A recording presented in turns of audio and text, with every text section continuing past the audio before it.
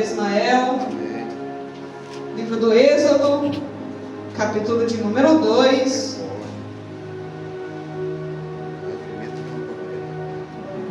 Capítulo de número 2. Versículo de número 2. A seguir. Quem encontrou diz amém. Amém. Quem não encontrou diz mistério. Tu vai achar, meu filho. Glória a Deus. Amém? Amém. Diz assim: e a mulher concebeu e teve um filho, e vendo ele que era formoso, escondeu 3 meses. Escondeu por 3 meses. Não podendo, porém, mais escondê-lo, tomou uma arca de juncos e a betumou com betume e pés, e pondo nela o menino, a pôs nos juncos à borda do rio. A pôs nos juncos à borda do rio. Não podendo, porém, mais esconder, tomou uma arca de juncos e a betumou com betume e pés, e pondo nela o menino, a pôs nos juncos à borda do rio. Glória a Deus, pode se assentar. O tema dessa mensagem é escondendo o propósito de Deus. Fé em tempos de ameaça. A Bíblia diz que Israel está escravizado no Egito e Faraó ordena que haja morte de todos os hebreus, menino. Faraó observa que os hebreus estão crescendo, os hebreus estão se multiplicando, são homens fortes, e o rei decide parar o crescimento daquele povo, porque o povo está crescendo, mas o povo tem Deus, e todo aquele que tem Deus é ameaça para inimigo. O povo está crescendo, mas o povo tem o eu sou. E agora Faraó se sente ameaçado. E antes que algo aconteça no reinado de Faraó, ele decide paralisar um projeto que foi iniciado. Só que todo projeto que é iniciado por Deus, o inimigo não consegue paralisar. Aleluia. Vou repetir. Todo projeto que é criado por Deus, o inimigo não consegue finalizar. Aleluia. O livro de Êxodo, capítulo 2, precisamente vai mostrar, introduzir o futuro do libertador de Israel em um contexto de opressão e risco. Aleluia. Vou repetir isso aqui, mas vai devagarinho.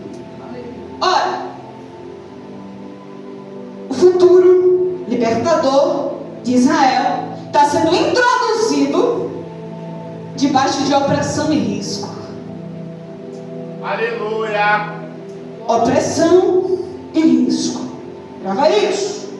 O nascimento de Moisés, ele vai representar esperança em tempos escuros. Aleluia. Esperança em tempos sombrios. Esperança quando há pontos finais. Esperança quando alguém olha e diz que acabou. Esperança quando a palavra do homem diz não. Esperança quando não há solução. Só que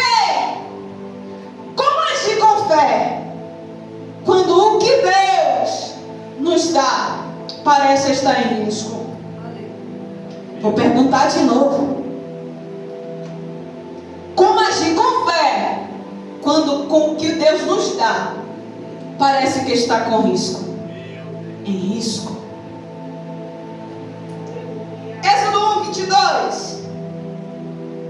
Então ordenou Faraó a todo o seu povo lançarem no rio todo filho que nascer dos hebreus.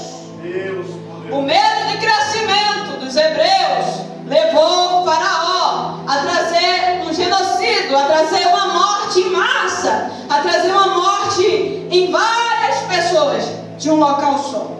Aleluia. A Bíblia diz e vai nos relatar acerca do pai e da mãe de Moisés, Arão e Joquebede. Êxodo 6:20. Só que Arão e Joquebede decidem não se conformar com o decreto de Faraó. Vou repetir. Arão e Joquebede decidem não se conformar com o decreto de Faraó.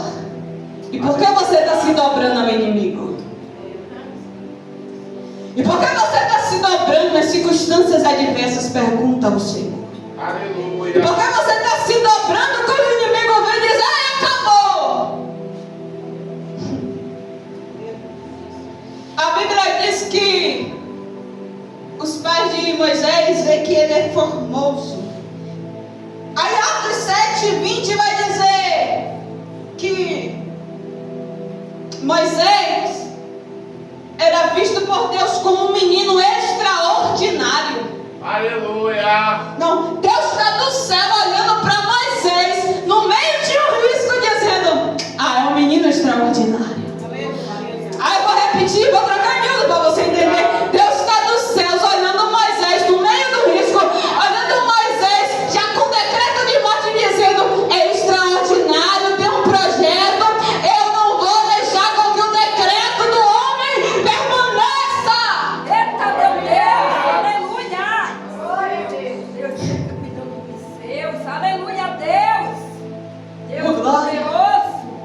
A fé dos pais de Moisés não era baseada apenas no instinto paterno. A coragem de Joquebede não era só porque ela era mãe e queria proteger. Não. Mas era porque ela tinha a visão de que Deus tinha um projeto com aquela criança. Aleluia. De que Deus tinha um projeto, um plano especial para aquele menino. Aí o Senhor nos pergunta: você consegue enxergar o propósito de Deus no meio do caos? Será que você consegue perceber o propósito de Deus no meio desse caos? Porque quando o caos ele sobrevém sobre as nossas vidas, a primeira coisa que a gente quer fazer é desistir do chamado.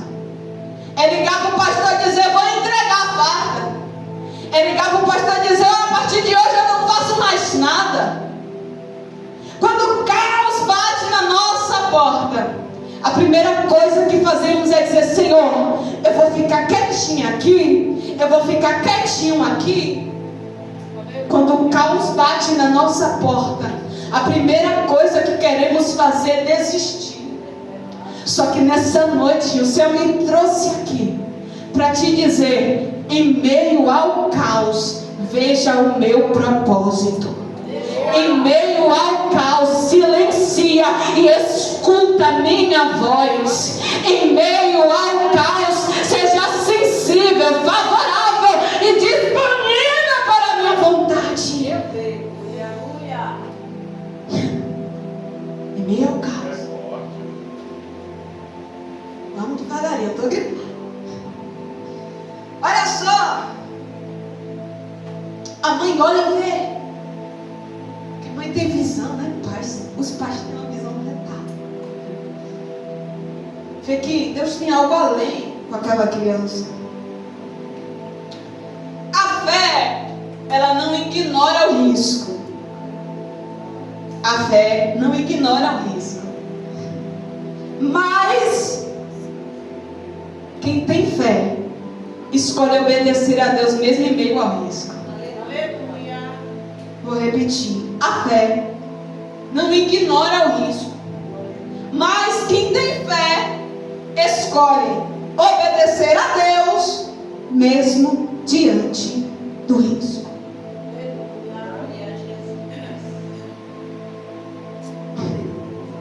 Versículo 2 do livro ao qual lemos, do capítulo 2,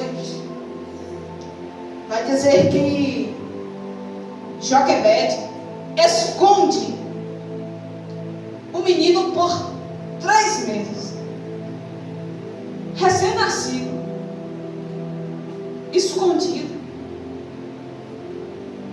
Como um recém-nascido fica escondido? Porque toda criança chora. Pelo menos meu irmão, quando nasceu, misericórdia, chorava dia e noite, noite e dia. Como é que esconde uma criança recém-nascida? Como é que tapa o choro de uma criança quando quer comer, quando está com a fralda cheia, quando está com cólica? Como é que esconde? Só que Joquebede está escondendo. Glória a Deus. Está no risco que ela está dizendo, ó, o decreto está aí, eu vou fazer alguma coisa, vou me posicionar.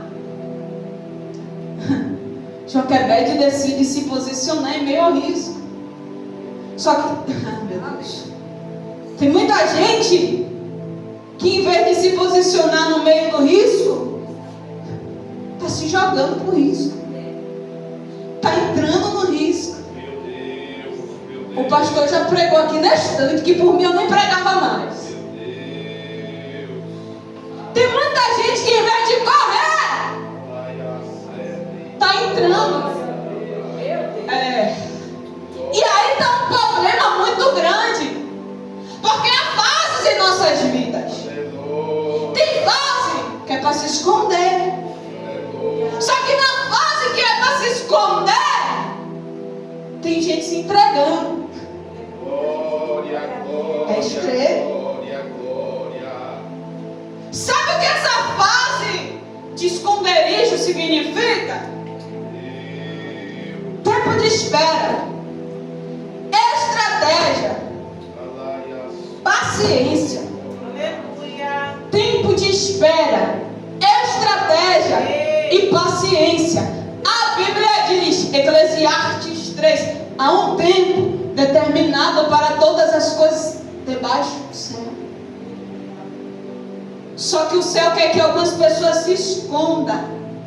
E algumas pessoas não estão entendendo esse tempo de espera. E quando não se entende esse tempo de espera, o risco triplica. Quando não se entende esse tempo de estratégia, aleluia, o risco triplica. Deus. Porque quem decide por si próprio quebrar esse tempo de espera, de estratégia, depois não dá para o pastor orar, depois não dá para os dirigentes interceder, porque aí vai ser só tu e Deus, Deus e tu, e vai ter momento que nem Deus, porque Deus vai dizer, eu avisei. Aleluia. Tempo de espera e estratégia. Esconderijo. Joquebede está olhando e está dizendo, tem risco. Eu vou criar uma estratégia aqui para eu proteger aquilo que Deus colocou nas minhas mãos. E tem muita gente deixando desprotegido aquilo que Deus colocou nas mãos. Há momentos em que precisamos proteger o que Deus nos deu, ainda que seja em segredo. Porque vai ter momentos que não vai dar para sair por aí falando. Hoje a gente vai assim devagarinho. Eu gosto do movimento, viu? Eu sou batista, mas eu sou ceboleira no sangue. momentos que não vai dar para sair contando os segredos. Vai ter momentos que é no silêncio, que é em segredo, que é para ninguém saber, que é tu e tua família, tu e tua casa, você e Deus. Nem todo segredo é para ser revelado, porque há um tempo determinado para revelar os segredos. A gente vai ver isso mais à frente. O início desse livro é Joquebede tendo que guardar o segredo para proteger aquilo que o céu colocou sobre as mãos dela. Família. Glória a Deus. No versículo 3 diz assim, ó: tomou uma arca de juncos, semelhante àquela lá de Noé, lembra? Ela fez uma arquinha, um negocinho, sabe? Betumou. Tipo a arca lá no tempo de Noé. Não entrava nada, a água não entrava. E quem estava dentro também não podia sair, porque Deus tinha lacrado o negócio. Olha só. Betume e pés foi o que Joquebede usou naquele cestinho, naquele. Sabe o que significa betume e pés? Proteção contra a água. A água não entra. Moisés está em risco por um decreto. Joquebede esconde, e teve um momento que não deu mais para esconder. Joquebede libera, mas ela libera e diz assim: eu vou ter que proteger ele aqui dentro, porque ele não morreu com o decreto, também não vai morrer eu liberando ele. Aleluia. Vou repetir, Aleluia. quem não pegou. Glória, glória. Joquebede está olhando e está dizendo: ele não morreu com o decreto, e ele também não pode morrer eu liberando ele. Deixa eu falar. Quando Joquebede decide bedumar aquela arca com pés, né? O betume, há um significado nisso aqui, que a fé e a sabedoria andam juntas. A fé e a sabedoria andam juntas. Vou proteger, vou betumar, vou colocar ele no cesto, vou liberar com sabedoria. Olha só, Jesus. Vamos lá. A entrega foi com dor. Tinha fé, tinha sabedoria, mas foi dolorido. Tinha fé, tinha sabedoria, mas foi dolorido. Porque no momento que era para Joquebede esconder, ela escondeu. Ela passou com êxito essa fase. Mas no momento que era necessário liberar, ela teve que liberar. Com sabedoria, mas com dor. É meu filho.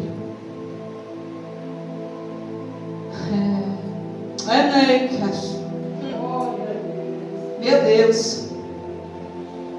Doeu, machucou, mas foi necessário liberar. Apertou. Quem sabe na mente de Joquebede até queria não fazer, mas era necessário fazer. Porque tem coisas que é necessário. Nem todo tempo de espera é para sempre. Nem todo tempo de proteção é para sempre. Joquebede fez o que tinha que ser feito e liberou com sabedoria. E Jesus fala nessa noite para as nossas vidas. Passou pelo tempo de espera, passou pelo propósito de guardar em segredo aquilo que eu te dei. Mesmo com dor, libera com sabedoria. Mesmo com dor, envia com sabedoria. Mesmo difícil, abre mão com sabedoria. Porque aquilo que tu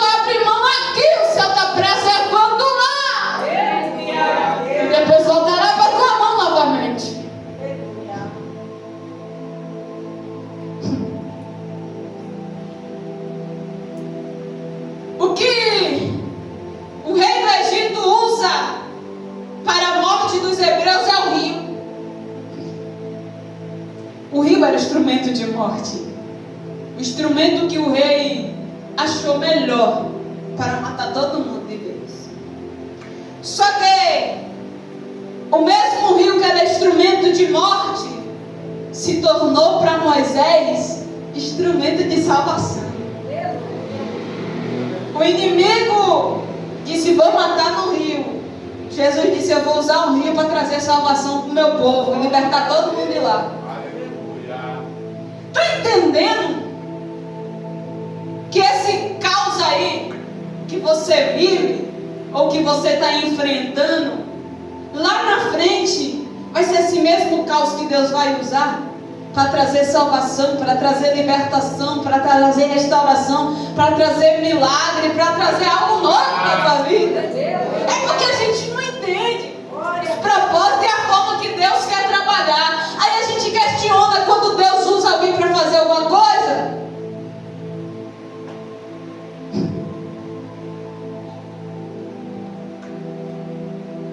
Você não está entendendo o propósito. Quem fez na visão. Quem falou na visão. Quem liberou na visão. Quem abriu mão na visão.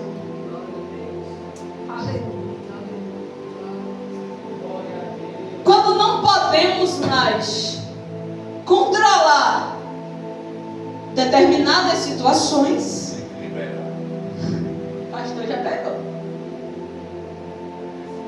É Bíblia, viu, gente? Pelo amor de Deus.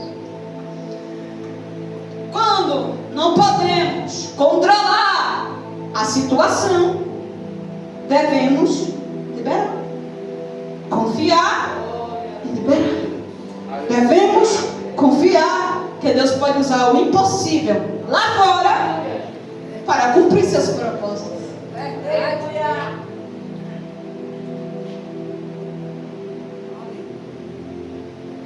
E Deus fala: não queira segurar aquilo que eu já mandei você liberar.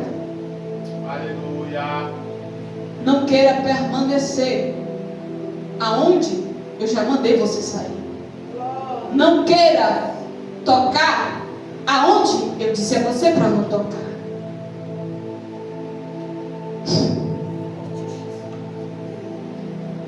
Meu Deus. A gente está terminando, já. Daqui a pouco você vai para casa.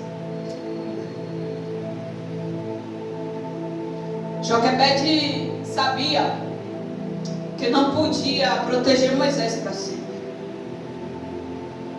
Joquebede sabia que ia chegar um determinado momento que Moisés ia ter que sair debaixo das suas asas. Ele só não ia sair debaixo da sua oração, da sua intercessão, da sua mente e do seu amor de mãe. Mas debaixo das suas asas, ele teria que sair em algum momento.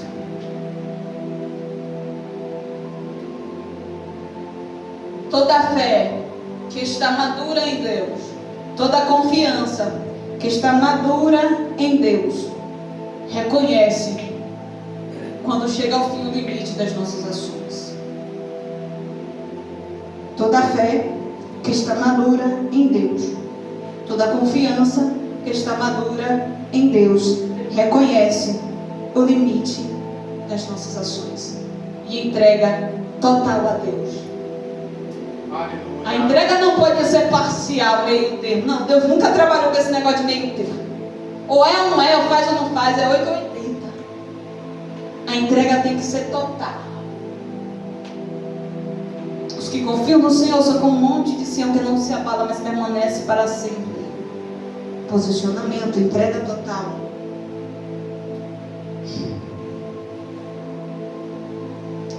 Só que há coisas que precisamos entregar totalmente a Deus. E aqui está algo muito sério. Que a gente não quer entregar tudo. Aleluia. A gente quer entregar só metade. Deus está dizendo: eu quero tudo. Tudo. Por completo. 100%. Glória a Deus. 100%. Aleluia. Estamos finalizando. Deus cuida do que é dele. Eu disse para você no início que Deus tinha um propósito com Moisés, que Deus achava Moisés extraordinário, que foi necessário todo esse reboliço para Deus tirar uma galera que estava de joelho, reconhecendo, se humilhando, pedindo socorro de Deus.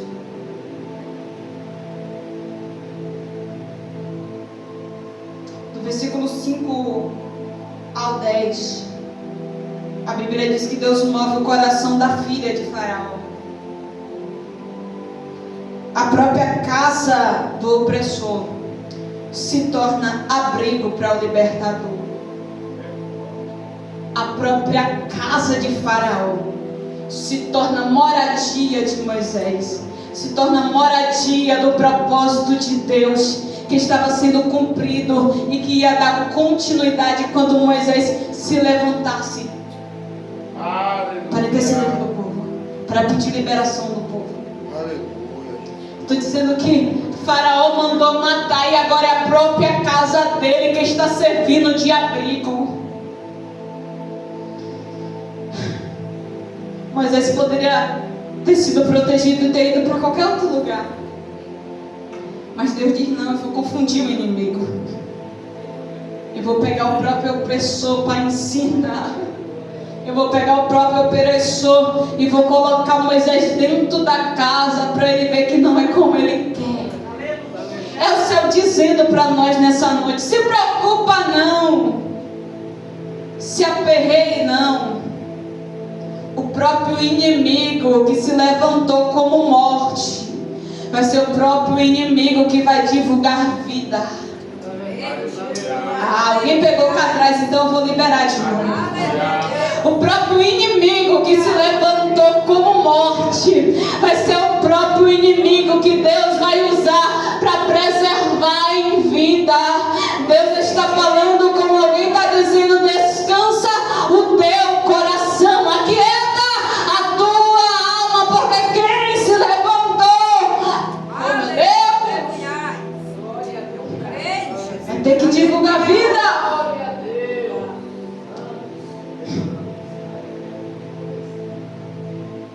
Oh, glória.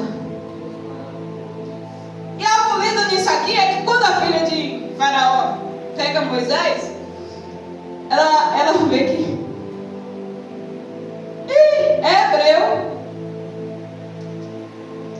Esse menino só pode ser hebreu. Sabe o que é isso aqui? Identidade. Moisés tinha cara de hebreu, presença de hebreu, forma de hebreu.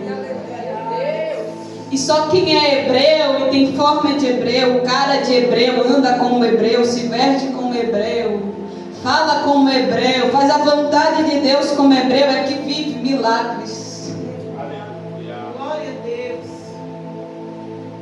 Identidade. Moisés estava correndo risco, estava agora junto dos juncos, na margem do rio, foi para a mão da filha de Faraó, mas não perdeu a identidade. Ande aonde for, entre aonde entrar, mas não perca a sua identidade. Aleluia. Para com esse negócio de crente estar em ambiente e está perdendo identidade. Deus não te chamou para se contaminar. Deixa pra lá. Meu Deus. Ó, o propósito de Deus é imbatível, imutável. Não muda. A única pessoa que pode mudar o propósito de Deus é nós mesmos, se a gente abrir mão dele. Então se alinhe e fique com aquilo que Deus colocou sobre as tuas mãos, viu? Nem o decreto de Faraó, nem as águas do Nilo, nem a cultura egípcia, nada conseguiu impedir o plano de Deus. Porque tem alguém olhando para você e está dizendo assim: não, ponto final, não chega, não vai alcançar, acabou aí. Só que esqueceu que os planos de Deus, o inimigo não consegue bagunçar. A Bíblia diz, Romanos 8:28, que todas as coisas cooperam para o bem daqueles que amam a Deus. Até esse caos está cooperando para o teu milagre chegar. Vou repetir porque alguém deu glória aqui, aleluia. Até esse caos está cooperando para o milagre total de Deus chegar. Sobre a tua vida, sobre a tua casa, sobre a tua família. Aleluia.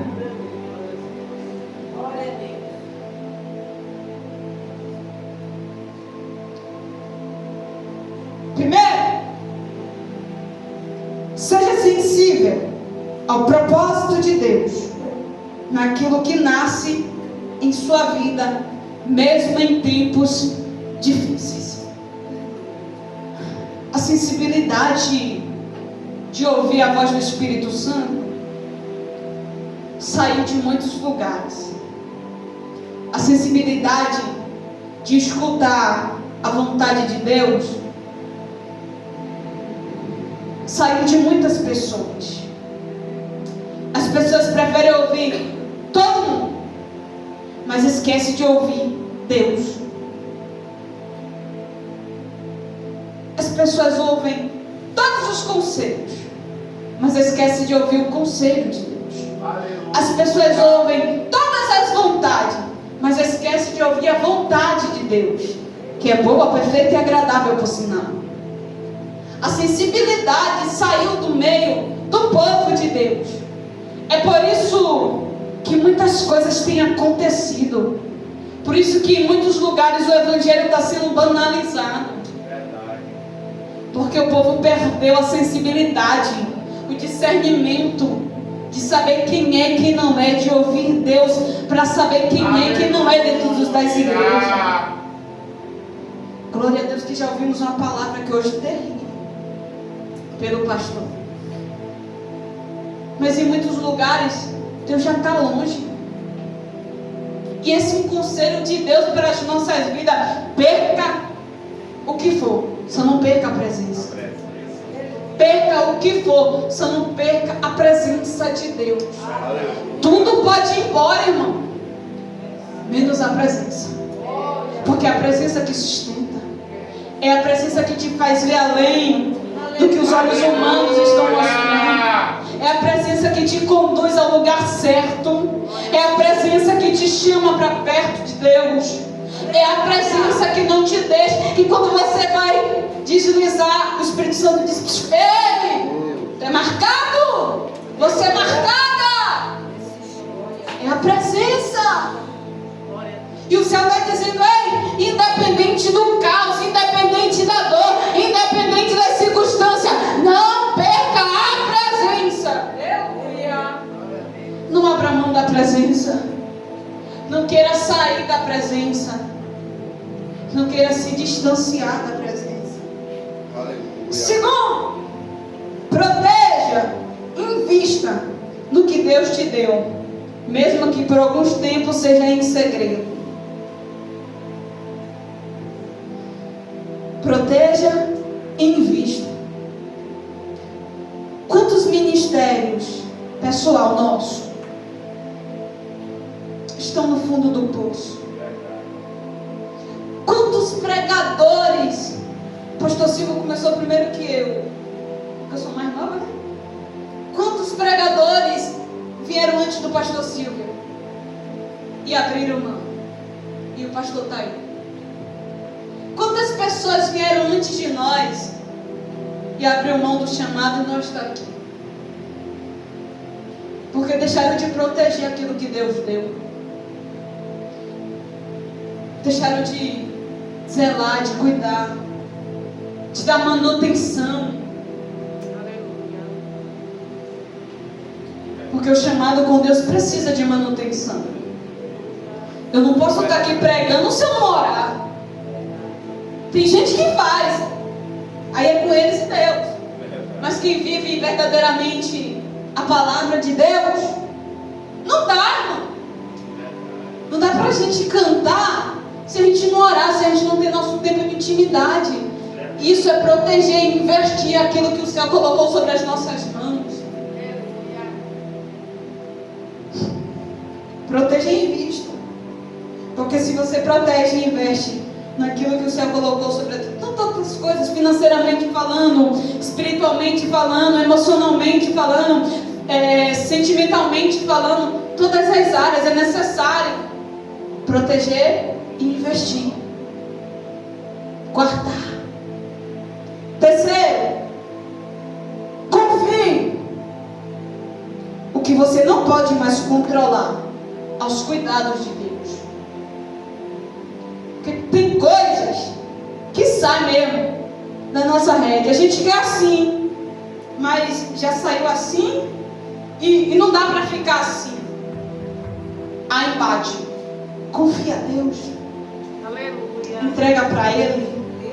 A Bíblia diz: porque para Deus nada é impossível. E pedir, dá-se-vos-á. Pedir, posicionamento. Dá-se-vos-á. Quem se posiciona, recebe de Deus. Confiança é posicionamento. Se você confia, você está se posicionando e dizendo: Deus, até aqui Obrigado, eu consegui. Obrigado. Até aqui minha mão alcançou. Até aqui deu para eu segurar. Agora não é comigo mais, é com o Senhor. Faz o que te apraz. Glória, glória. E se colocar na posição para confiar plenamente em Deus, é para quem verdadeiramente quer viver o extraordinário dele, viu? Quarta coisa, Deus é capaz de usar aquilo que parece ameaça como instrumento de salvação. Então grava isso. Que a gente finaliza 9 e 10.